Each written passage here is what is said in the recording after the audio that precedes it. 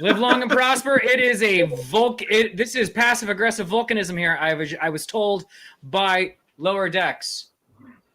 Brian, we are back. We're talking about Star Trek.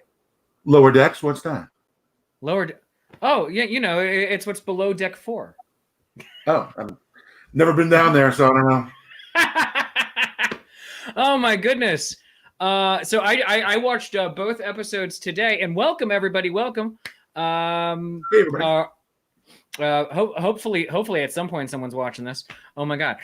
But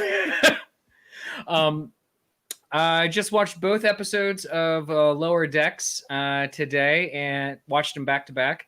And dying to know what you think. I have thoughts. Among other things, I like the credit sequence that the font they chose is Star Trek: The Next Generation. Yeah, that's lovely. Isn't it? I also like how it reminds me of Voyager with its. I mean, it's got a very nice melodic theme like Next Generation, Voyager did, and DS9. Yes. But it reminds me of Voyager in that we're seeing the ship kind of in different environments, but none of them are good for them. Poor bastards that they are. I love that in the opening credits, they go to a Borg battle with multiple Borg cubes. The only ships fighting are Romulan warbirds. Right. And then they just turn around and leave. And they take one hit to their shields and they're like, I'm out. We're good. We're good. Yep, I love it. So I'm not fully memorized all of the main characters' names yet, but Boimler is the purple-haired kid. Yes. Rutherford Mariner is the half cyborg kid. Mariner is the captain's kid. The captain's kid, and I was going to say the saucy, action-packed adventure kid. Oh my gosh! Yeah, she's badass, and she knows it, and she likes to tell everyone how badass she is. Certainly. And is it Tindy? I think is the Orion girl. Maybe. I don't know. I'll accept anything you tell me at this moment. Oh. But holy smokes, I'm loving how much Star Trek backlog canon is getting thrown into this show in just more casual conversation than we've seen in probably any other Star Trek show except for Discovery. But when Discovery does it, people are like, "Oh, you're trying too hard." That's true, but you know what's funny is this show, because of where it's set in the timeline, they have all that stuff from the past that they can draw from, where Discovery doesn't. Yeah, they only have like little bits and pieces. Basically, what Enterprise opened the door for them to draw on, and anything that we know that was established in that time frame. I mean, I think they're taking some liberties that that we've heard them talk about Beta Zeds and things like that in Discovery, but whatever. It's a big universe. We never told that they did exist. Is that a thing? Well, in Discovery, the thing is, there's no reason to believe that Beta Z wouldn't have been a Federation member in the 2250s and 2260s. There were plenty of members of the Federation that I'm sure we've never even heard of in the original series. So yeah, like I think they say something in the original series at some point. It's like it's 150 member states in the Federation, and so it's just like, all right, come on, Earth, Vulcan, Andor, Talon Prime, and what else was there? Who else do we actually know was in the Federation?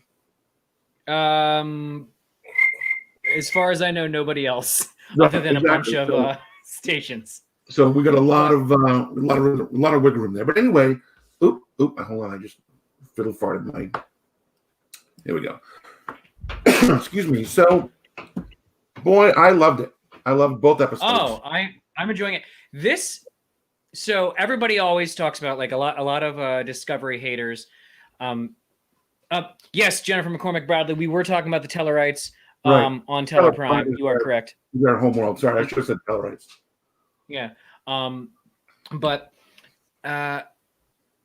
this show seems to be doing or possibly answering the critiques of a lot of what of the hateful fanboys were saying about Discovery versus the Orville, of like, oh, the Orville is the best Star Trek show. It's just like, okay, shut up. It's not actually Star Trek. It's a love letter to Next Gen, but it's not Star Trek. It's its own thing. I'm not their world. They're not loving it. Yeah, and we don't need to go down that line, but this seems to be answering that. Of here is a comedy show set in the Star Trek universe, and it is fully treating everything as Star Trek. Of here are the silly background adventures that people are having. I don't think it's a comedy show. You don't? I think it's an animated action show with comedic elements. It's got the people are they talk like real people would talk. Let's pick up your butt. Like Next Generation in the beginning, everyone was so formal, and everybody only ever studied Shakespeare. No offense. And played classical music. No one. For classical music, the Monkees were mentioned. I mean, that's beautiful. Yeah, I mean, calling them a classical music band, and then his response, she goes, "Oh, have you ever heard of him? Let me just say, I'm a believer." And I'm like, "Oh, that's funny," but it's written by simultaneously comedy writers and also writers who have a deep history with Star Trek. A lot of the writers on this have written on either other shows or have written for the Star Trek, let's call it the expanded universe, a lot of the beta canon. Novelists, comic writers are all part of this world. Even if they're not an active writer on it, they're being brought in as experts in Star Trek of, tell us what we're missing. What do we feed in? What do we change? And I love it. I'm loving like little nods to even some of the silly things like you see in Discovery, like the Starfleet brand on the boots, on the soles of the boot. I thought that was. I thought today when Mariner's feet were up on the console of the shuttle. Come on. But it had the Delta, but then also the star of command. I'm like, oh, that's a fun way of throwing that in there. I like that a lot. Just little nods of there's too many pads. It's not even just like everybody has their own pad, but there's too many pads, like in Next Generation, in Deep Space Nine, in Voyager. Right. They treat them like one pad has one book on it, and that's it. You want another book, you have to get another pad. Exactly. And they're being so beautifully in line with even the stupid things that previous shows did. And you can argue that they didn't know any better at the time, but also going through just beautiful whimsy of capturing an energy being who has designs on enslaving the Cerritos crew, and then saying, no, you're going to grant me wishes? Okay, cool. I want that really sweet new tricorder with the purple stripe. Right. It's just like, that was beautiful. Yeah, it was great. It was funny. Do you think that's going to come back? Because he goes into the captain's comm badge. Was he destroyed, or is he going to make a reappearance? That's a good question. I thought that was going to be basically the B story, the adventure story of the episode, was the captain was now going to be controlled or something by this thing. But another review that I saw today, Jesse Jenner's channel, my dogs, sorry. Must be somebody in the driveway. Jesse Gender's channel, she was saying that when it tried to attack the captain, what you saw was it being destroyed because it was so weakened. I'll buy that. It was like, I'm going to get you, and like a soap bubble just went, boop. Yep. I'll buy that for $1. That's great. I love that they are holding true. I mean, granted, we're all only 2 episodes in, but the command staff is just, they are secondary characters. They're there we will get to know them, but they're not the most important 4 or 5 people. Mhm. Our main crew is our 4 ensign ranked heroes. But they're doing wonderful things. Susan Hill pointing out a wonderful thing here. Yeah. Even the Seeing the tar spewing zombies from episode 1. It goes with the trope of plague brought on board, and they're even playing, but they're making fun of the other series by making fun of the command crew of the Ceratops by saying, "Oh yeah, they're the ones that get all the glory. They're just it's like, oh, due to solely the efforts of my chief medical officer, she." And then Manner's like, "Or the guy who got covered in the purple slime, who brought it on board and saved all your butts." So I have to it's great. I have to make a small confession that the comments are here on the sidebar, and I can't read them. So okay. Well, I will bring up all of them. I have to go. Ooh, are those 18th century American very valuable? maybe worth more. But less fact. You know what? I'll give you $200 for them. Is that a lot? Wow, how nerdy are we? Beautiful 35-year-old movie. So, all right, so quick story. So I've had them for years. I bought them because of what they look like. So a couple of years ago, we went to see The Wrath of Khan on the big screen, and William Shatner was there. Yeah. My wife hadn't seen Wrath of Khan in years. So at the scene when he takes out the glasses to put in the control numbers for the Reliance command code, and he says, "Damn," and he does this. She looked over at me and she was just like, because she knew immediately that's why I have these glasses. So I often wear glasses. I've worn my glasses on this show before. I don't wear contact lenses, not because my eyes don't like it, just because sticking my fingers into my eyes freaks me out. So when I'm performing, so like most of the time when I'm out performing live in the world, in the before times, and hopefully in the after times, I'm just slightly fuzzy. I got to squint to make out something I have to read, whatever. But last time we were in Gettysburg, I almost bought an overpriced pair of Recreation Ben Franklins because I'm thinking, oh, I could wear this and look more or less period appropriate for a Ren Fair if I need to put my glasses on for something, but also to do the Jim Kirk. Weren't these a gift from a Dr. McCoy? And they will be again. That's the beauty of it. So back to, it's just great. It is. Dorks. We're dorks. Oh, yeah. Such dorks. Now I can read the damn comments. I'm sorry?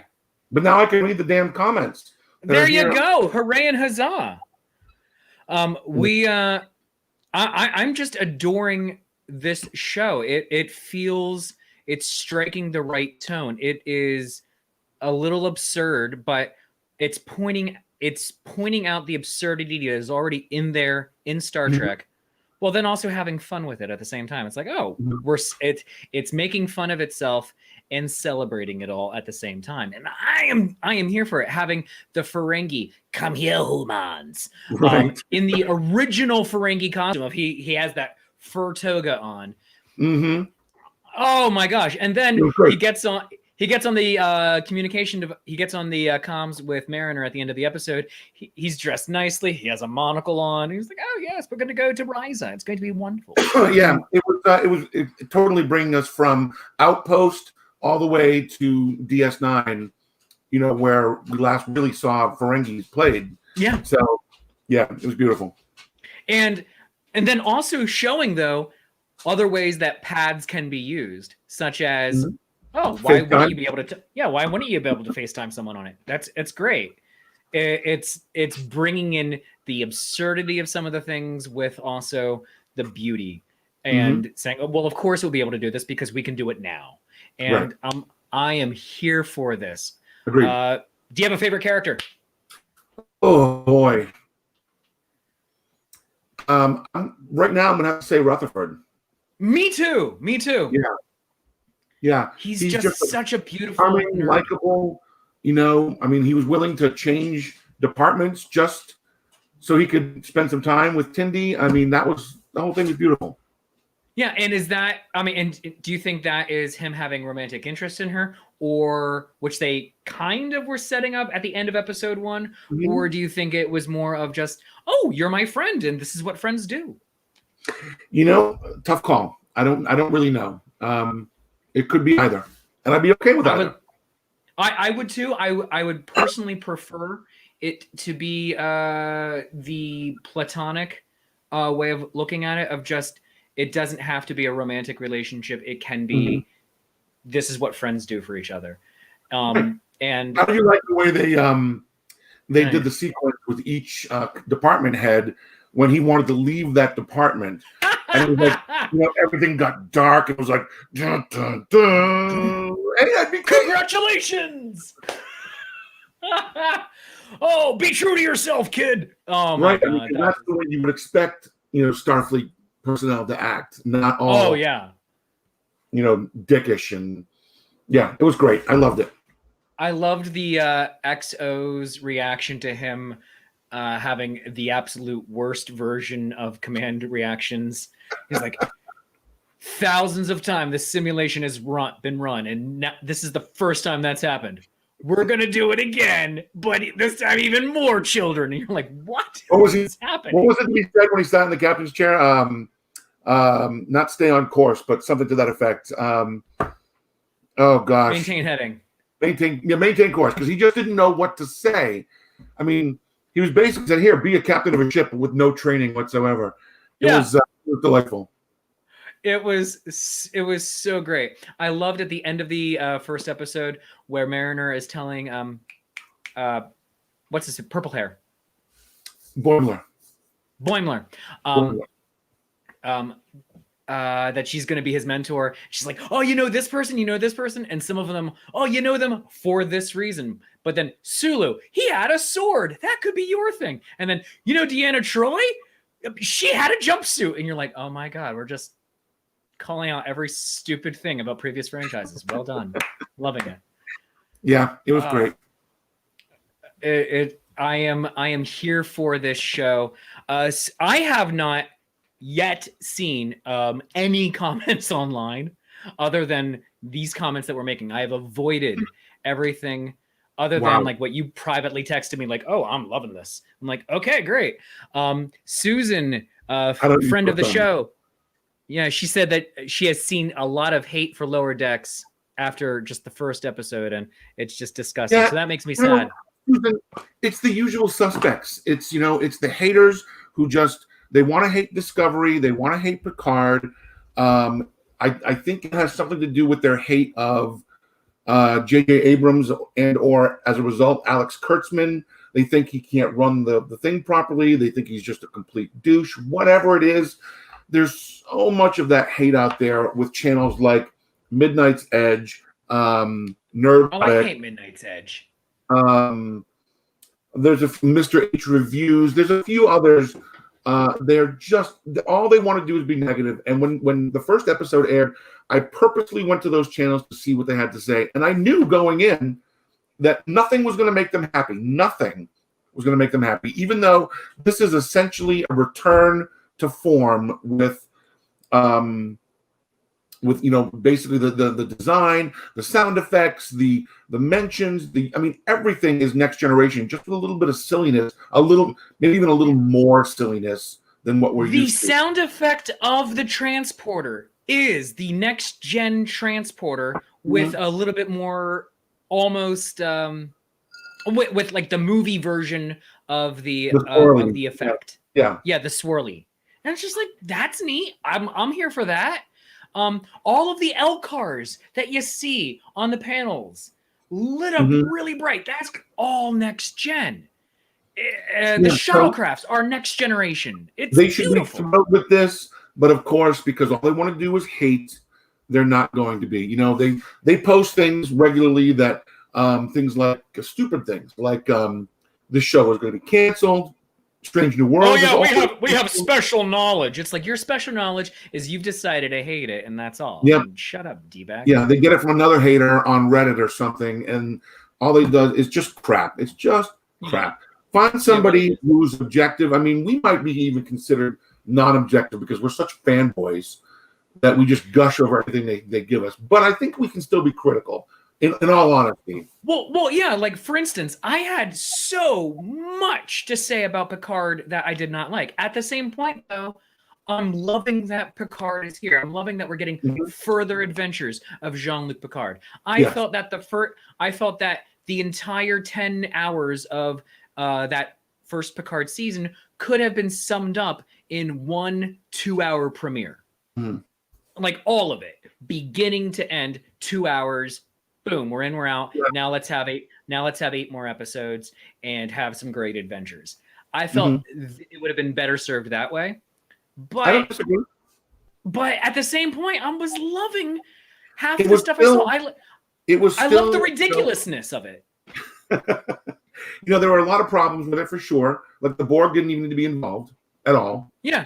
But it showed us character growth with Picard from the end of Nemesis to now, and explained why he is that way. And this whole season was him getting out of that weird funk of him, as he put it, waiting to die. So yeah, if this is the trip we had to take to get there, maybe next year we'll get some better adventures. I mean, I'm still on board 100%. I'm loving it. I just rewatched because I'm just watching episodes out of order. I'm treating it episodic. One of the two episodes I feel are a standalone. And this is the one where they're on the Vegas planet. And just simply to hear Picard's terrible French accent. Well, it's just like, why did you go Monty Python with this? Susan Hill. Oh, sorry. Go ahead, man.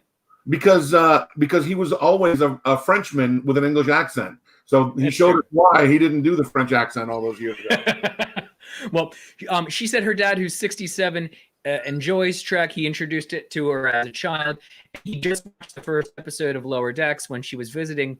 She says he looked puzzled, but she thinks he's enjoying it. So that's what we want. I mean, like, this is Trek for the fans, but my wife just watched it with me, and she had a good time. She's not a Star Trek fan. Right.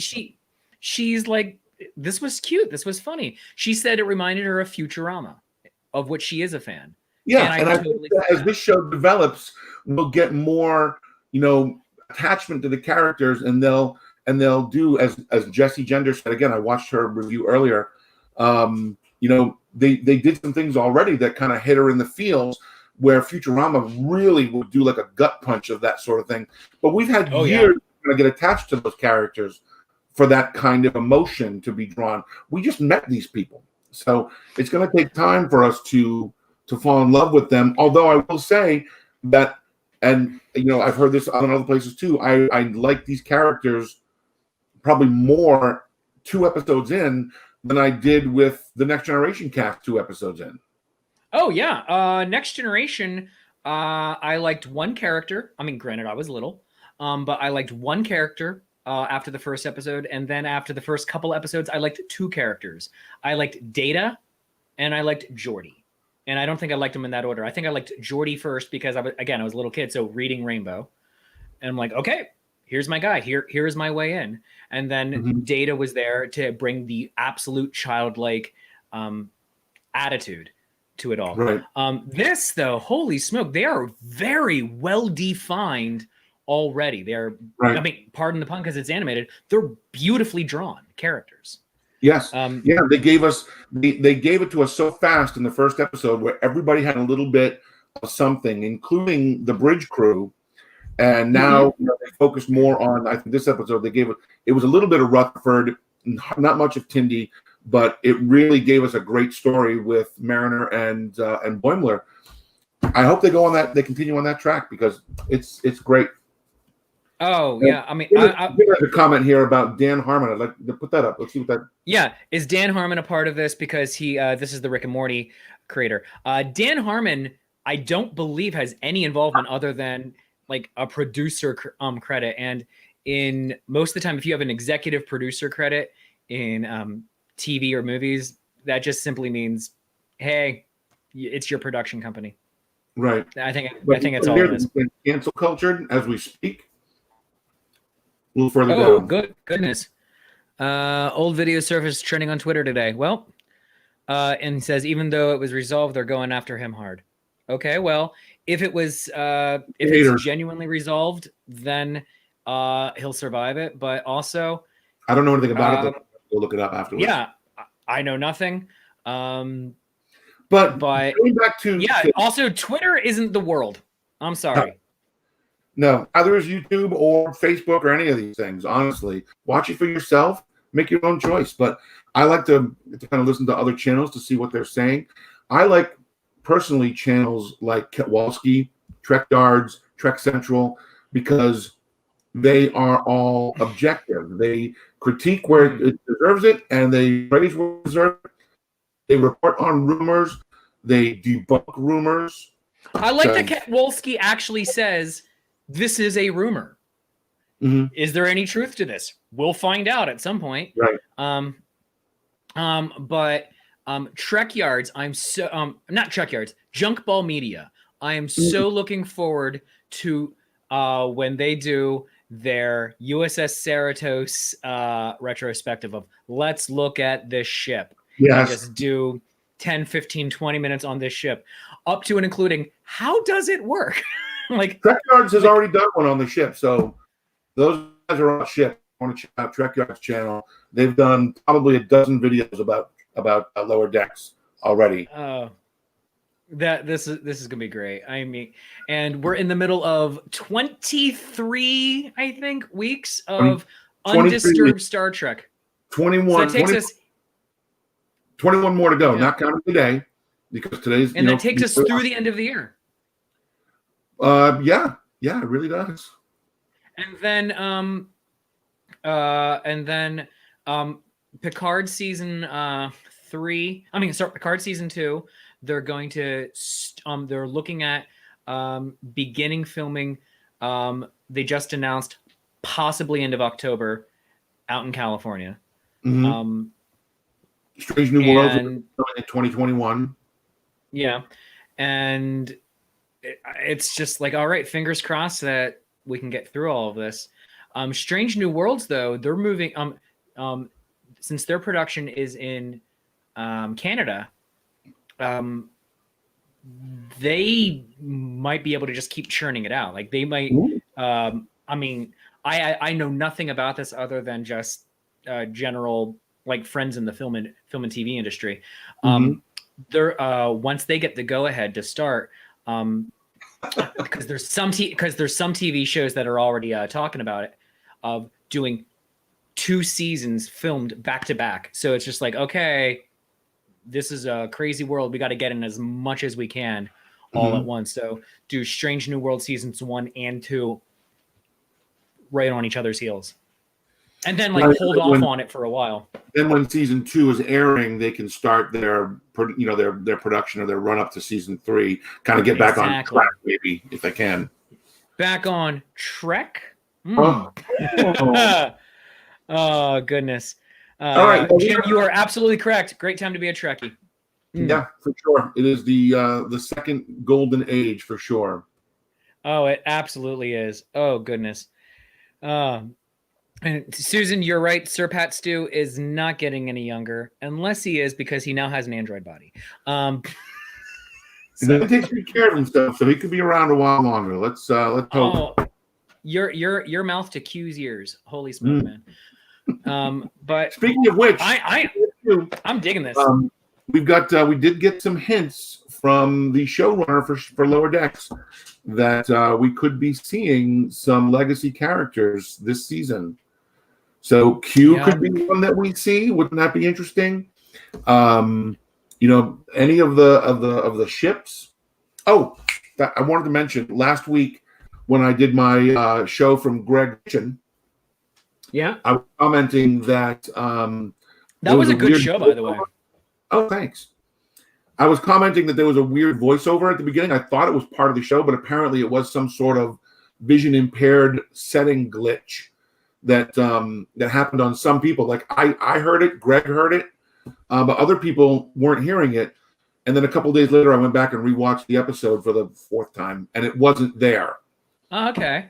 So some kind of weird glitch. So that wasn't the way it was supposed to be. Weird. Just thought I'd mention it. And it was much better without that weird narration. Okay, good. I heard Michael Dorn might be making an appearance in this one.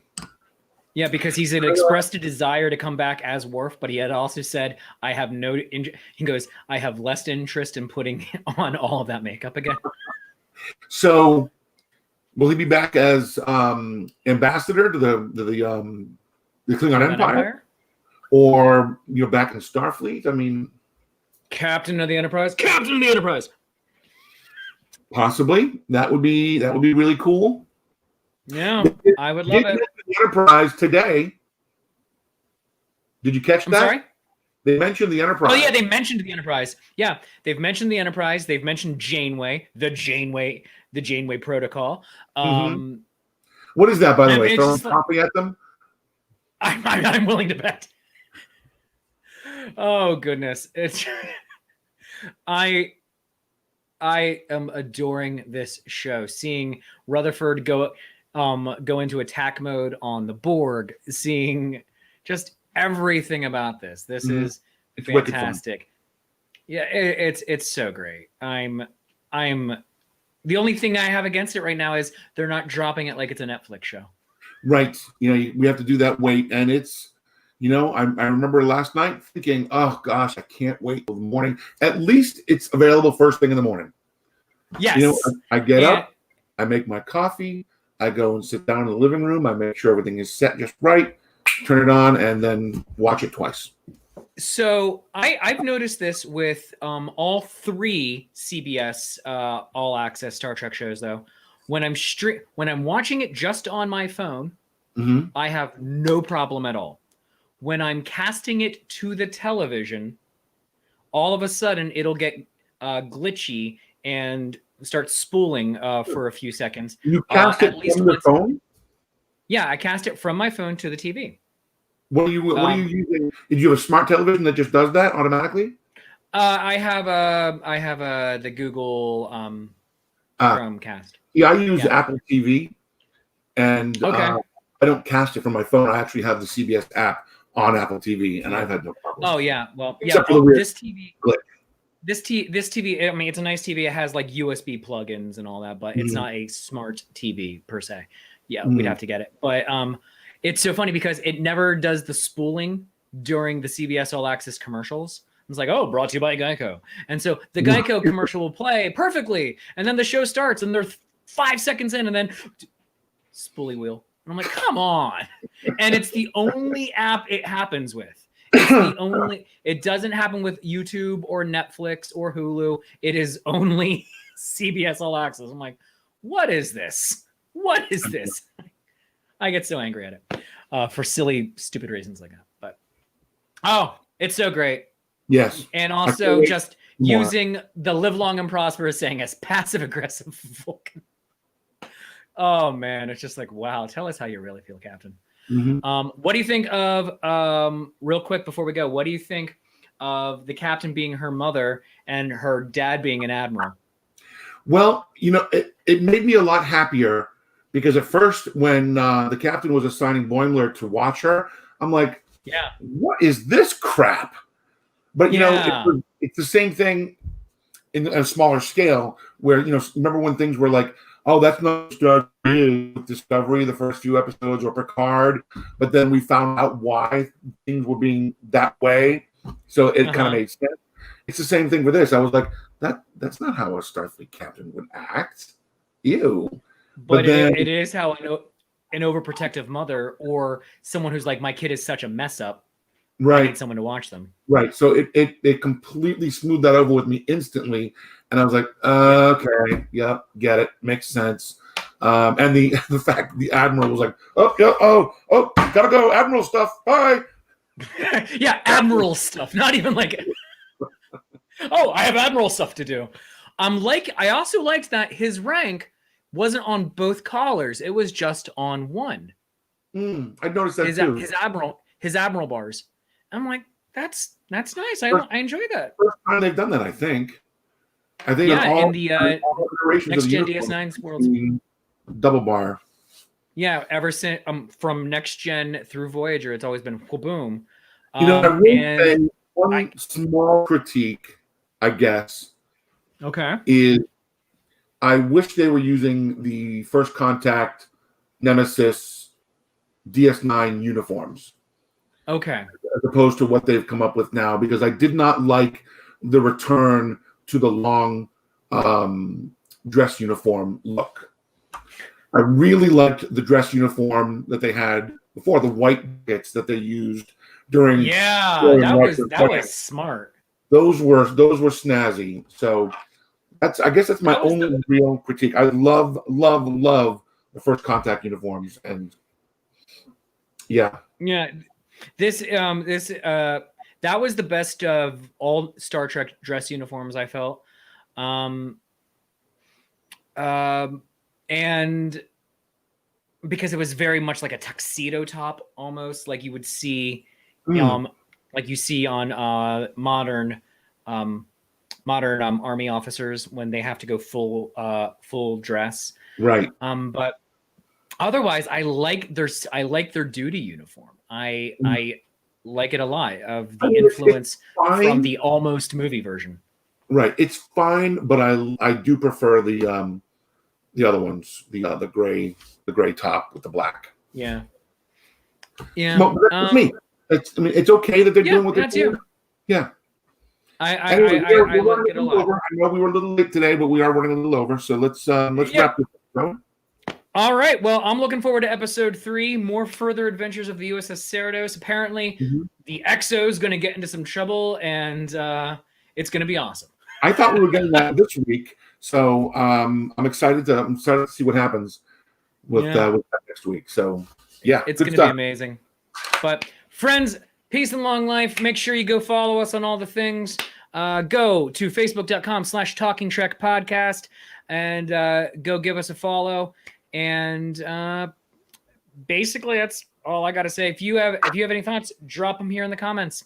Yeah, and we'll talk more about it next week. So we'll see you next week. Thanks for joining us, guys. All right, live long and prosper. Bye-bye.